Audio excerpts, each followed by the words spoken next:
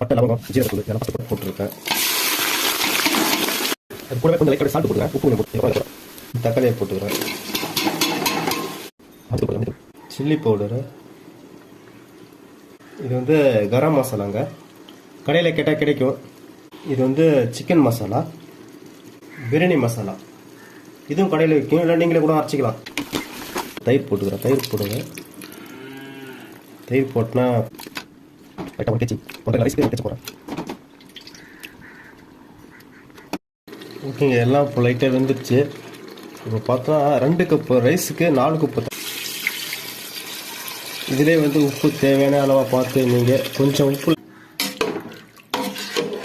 இது நல்லா கொச்சி வரும்போது நம்ம ரைஸை போடணும்.